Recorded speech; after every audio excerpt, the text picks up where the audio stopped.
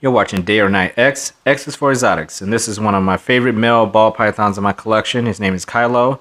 He is a Pastave. If you're new to the hobby and don't know what that is a Pastel Mojave combo. And he also has a sister that I own who I personally like as far as visual looks goes a little bit better. She's just much more blushed out and doesn't have such a high contrast with darks as this guy has. But of the pair, most people who see these animals in my collection, they tend to think might be my most impressive looking male so far. And I can't say that I disagree with that. I know that people like this one visually better than my female, who I will be sharing soon. She's quite a bit smaller than he is, but she was off of feeding a little bit, so his rate has been a little bit he's been accelerating obviously a little bit faster than her. She went through a little period where she wasn't eating as well. So doing videos on them at the same time kind of got split apart, but because their sheds were off and everything. So it made it a little bit more difficult to pair them up in videos all the time if I wanted to kind of just show them off. I like to show them off kind of the same rate with their sheds and everything. But as you can see with this guy, I am a huge Mojave fan, butter fan, lesser, excuse me, and anything in that family. I just tend to love them. The Mystic, I have all of those genes represented in my collection, outside of the butter. I just love what that family of genes and those morphs, what they can do to any ball python, especially when you pair it up with a pastel, which I am a huge pastel fan. Anything with pastel in it, I seem to just really like. It's just so simple, but it just does so much. And as this guy gets older, I am starting to see and appreciate more. Not that I ever not appreciated what he looked like. I just kind of underappreciated it because of the fact that I am a little bit more partial to the look of his sister. So as he's getting older, he is really starting to become one of my favorite ball pythons in my collection as far as looks go. But not only that, it's his temperament, and it's just like a human being. You know, you could be the most impressive looking person in the world. If your personality is off, it makes you look uglier than you actually are, and vice versa.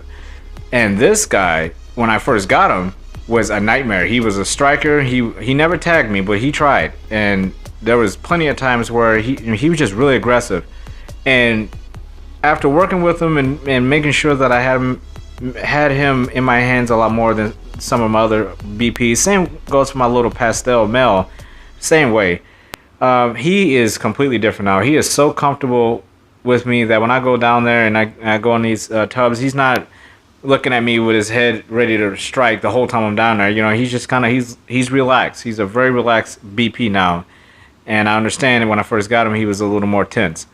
But he is beautiful, and this animal was produced by Matt Knutson. He's a friend here in town, in St. Louis, Missouri. I've gotten several ball pythons from him, including my banana spider, obviously this one's sister, and as well as queen bee. And he's also built some racks for me. So that's a shout out to Matt Knutson, really good guy. And this guy is just the more I see him, especially out in the sunlight. This is the first time I've actually had him out in sunlight in a while, and he is fresh off a shed, which is why I try to show all my updates on my ball pythons fresh out of a shed. The only drawback to that is that he hasn't been eating in a while because he went into a little bit of a prolonged shed. He was in blue for a little while, and for longer than I thought he would be. So he's due for a meal, and I was actually going to feed him, so I thought I'd rush him outside and get some shots of him before I give him his post-shed feeding. So he's obviously a little bit chunkier than he is in this video. He is a beast of an eater, and this guy really, really eats, which is why his growth rate has been so much more accelerated than his sister, who I was actually assist feeding for 2 or 3 meals last year. But she's doing fine now, and I'll talk about her more in her own personal vid she'll be having up here soon.